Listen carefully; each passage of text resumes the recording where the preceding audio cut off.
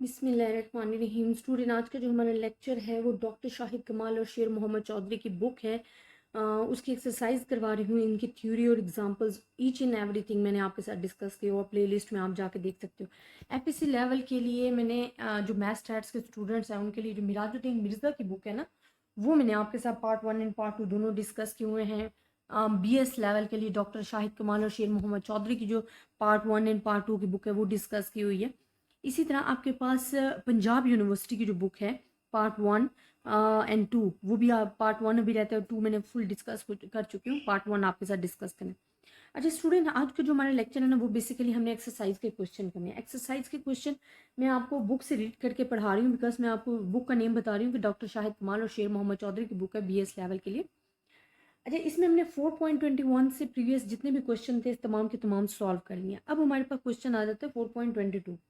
इसमें अगर आप क्वेश्चन पढ़ते हो तो in a manufacture of certain scientific instrument great importance is attached to the life at a particular critical component. This component is obtained in bulk from two sources A and B in courses of inspection. The lives of thousands of the components from each source are determined. The following frequency tables are obtained.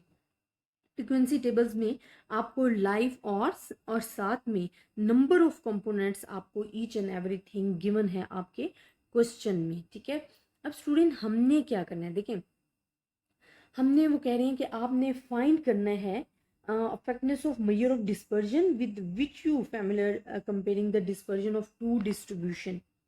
अब यहाँ पे हमारे पास वो कह रहे हैं कि आपने टू डिस्ट्रीब्यूशंस को कंपैरिजन करना है। तो कंपैरिजन क्या है कि आपने फर्स्ट का भी मीन एंड स्टैंडर्ड डेविएशन निकालना है, सेकेंड का भी मीन एंड स्टैंडर्ड डेविएशन निकालना है, जो उन्होंने कहा है कि calculation of mean and standard deviation extra. अब देखिए हमारे पास क्या है, हमारे पास आ जाते हैं टू सोर्सेज, सोर्स ए है एंड सोर्सेज बी है। ये आपके पास लाइफ ऑर्स एंड फ्रीक्वेंसी क्वेश्चन में गिवन है। अगर आप सिंपल तरीके से भी mean and standard division find करोगे ना तो आपके पास आंसर सही आएगा। लेकिन अगर आप शॉर्ट मेथड यूज़ करना चाहते हो जो कि म्यू का गिवन दिया गया है, तो वो अगर यूज़ करना चाहते हो तो वो मैं आपको समझा देती हूँ। लेकिन अगर आपको मेंशन नहीं किया गया और आप सिंपल मेथड से भी सॉल्व करना चाहते हो तो आपको क्वेश्चन का आंसर यही आएगा जो इस मेथड से आएगा, सिर्फ ये शॉर्ट मेथड में कन्वर्ट हो जाता है। और अगर आपको खुद मेंशन किया गया है कि आपने शॉर्ट मेथड यूज़ करना है तो फिर आपने शॉर्ट मेथड यूज़ करना है। आपको पता है म्यू हमारे पास किसके इक्वल होता है, X minus A divided by H होता है। ए हमारे पास क्या होते हैं, एज्यूम वैल्यू होती है। एच हमारे पास इंटरवल होता है। अब इंटरवल आप देखो आपके पास 20 का इंटरवल है तमाम वैल्यूज़ में, ठीक है। और हमने जो ए फाइंड करना होता है ना वो हमारे पास होती है एज्यूम वैल्यू। जो सबसे हाईएस्ट फ्रीक्वेंसी होता है ना उसके सामने जो आपके पास वैल्यू होगी वो एज अ ए कंपेयर होगी। अब आप देखें आपके सामने सबसे हाईएस्ट वैल्यू हमने देखनी है और फिर आपने ए जो है वो फाइंड करना है।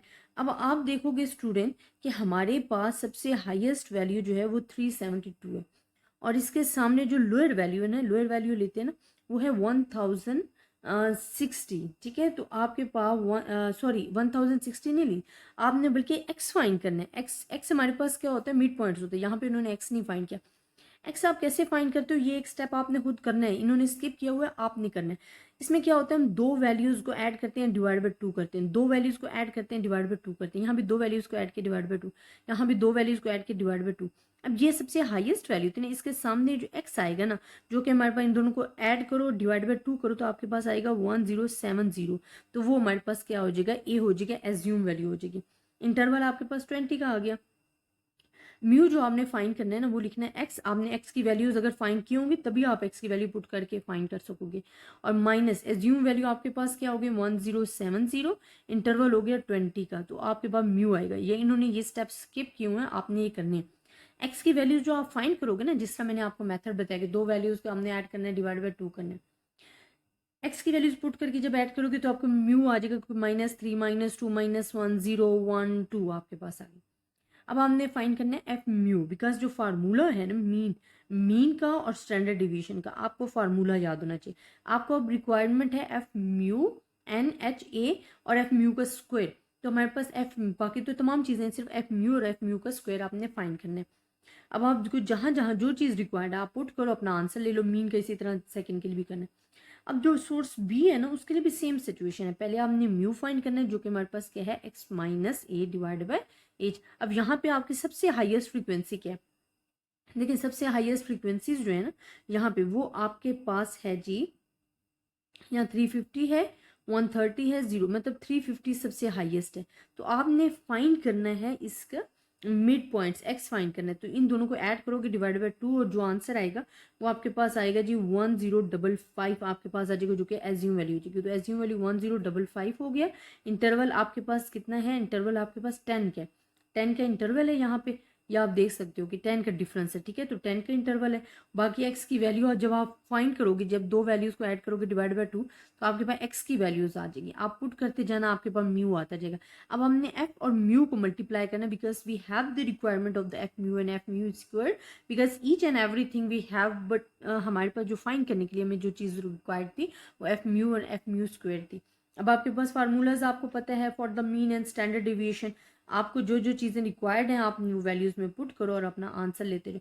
अब हमने कंपैरिजन क्या करना है? देखिए इसका मीन क्या है, हमारे पास मीन आया है 1060, इसका भी मीन सेम आया है। इसका स्टैंडर्ड डिवीजन है 21.1, इसका आया 2.2।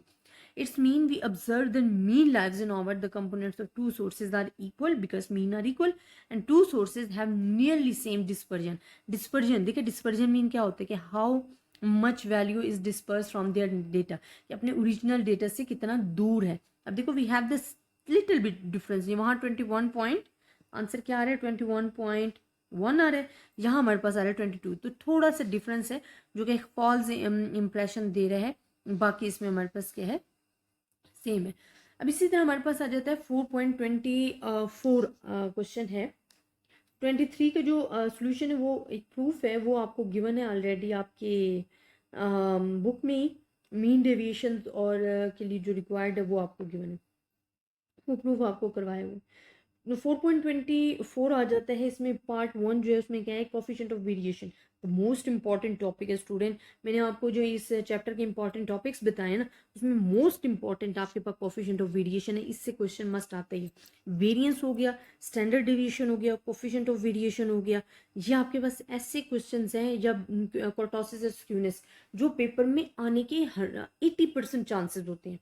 तो ये मोस्ट इंपॉर्टेंट है, इसको हमने देखना है। वो कहते हैं what is the coefficient of variation, आपको पता होना चाहिए what purpose does it serve, ठीक है, पर्पस क्या है, यूजेस क्या है, and how we can calculate the coefficient of variation. These are question must be remember, हमने याद रखनी है कि हमने इनका किस तरह जवाब देना है। और ये जो थ्योरी है ना, ये ऑलरेडी मैंने आपके साथ डिस्कस की हुई है। इसका जो पार्ट बी है उसमें हमसे कहा जाता है the following data have been obtain from the frequency distribution of the variable making the substitution.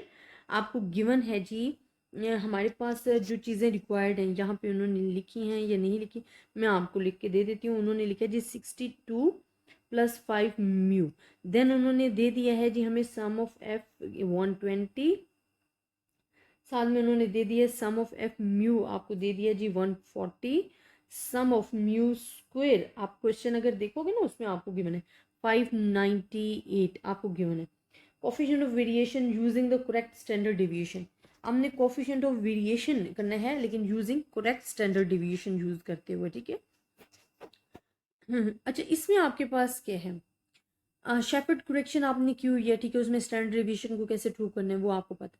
सबसे पहले तो हमें क्या क्या रिक्वायर्ड होगा, मीन, ठीक है, मीन आपको रिक्वायर्ड होना चाहिए। मीन हमारे पास किस तरह आएगा स्टूडेंट, कि मीन का फार्मूला आपके पास है ये। अब इसमें आपके पास अगर ये आप करते हो ना तो इसमें a + 5h पढ़ा था ना हमने, हमारे पास जो वैल्यू होती है। अब इसमें हमारे पास क्या है, सॉरी यहाँ हमारे पास एच म्यू आता है, एच म्यू, ठीक है, एच एंड म्यू। तो एच हमारे पास 5 है, इंटरवल आपके पास 5 है, ये एच हो गया, ए हमारे पास 62 हो गया, तो यहाँ 62 हो गया जैसे कि इन्होंने लिखा है। एच की जगह हमने 5 लिख दिया। एफ म्यू आपको गिवन है 140, एन आपको गिवन है 210, वो आपको सम ऑफ एफ जो गिवन है आपके पास मीन आ जाएगा। अब स्टैंडर्ड डिवीजन हमारे पास क्या होता है, स्टैंडर्ड डिवीजन का जो फार्मूला है ना, वेरिएंस जो हम फाइंड करते हैं वो हमारे पास ये होता है। जब इसका पॉजिटिव अंडर रूट लेंगे तो स्टैंडर्ड डिवीजन आ जाएगा। आपके पास ईच एंड एवरीथिंग अवेलेबल है, चीज़ आपने लिखना है और इसका आंसर ले लेना। करेक्ट स्टैंडर्ड डिवीजन क्या होता है कि जो स्टैंडर्ड डिवीजन है उसको करेक्ट करने के लिए -h² / 12 करते हैं। ये शेफर्ड करेक्शन है और ये आपके पास जो है स्पेसिफिक फार्मूला होता है, इसमें चेंजिंग नहीं होती। अब एच इंटरवल है वो आपके पास है, एस स्क्वायर भी हमने फाइंड कर लिया, अनकरेक्टेड 12। इसको सॉल्व करोगे तो आपके पास जो है वो करेक्ट वाला कोफिशिएंट ऑफ स्टैंडर्ड डिवीजन आ जाएगा। कोफिशिएंट ऑफ वेरिएशन आप कैसे फाइंड करते हो? जो हमने एवरेज फाइंड किया ना, वो किस वजह से किया, उसका पर्पज़ क्या था, वो हमने किया, हमारे पास होता है S divide by x bar multiply by 100, ये कोफिशिएंट ऑफ वेरिएशन। अब करेक्टेड ऐसा हमने फाइंड कर लिया, उन्होंने कहा ना कि हमने करेक्टेड स्टैंडर्ड डिवीजन फाइंड करते हो, एक्स बार हमने कर लिया मल्टीप्लाई बाय 100 किया, तो आपके पास जो करेक्ट कोफिशिएंट ऑफ वेरिएशन है वो आपके पास क्या हो गया, अवेलेबल हो गया, और इस तरह आपका क्वेश्चन सॉल्व हो गया। तो आई होप स्टूडेंट आपको समझ में आया होगा। अगर आपको किसी भी किस्म की कन्फ्यूजन है आप मुझसे डिस्कस कर सकते हो। अपनी दुआओं में याद रखिएगा, ज़्यादा से ज़्यादा स्टूडेंट्स के साथ शेयर कीजिएगा। इंशाल्लाह नेक्स्ट क्वेश्चंस हम अपनी नेक्स्ट वीडियोस में डिस्कस करेंगे। अल्लाह हाफिज़।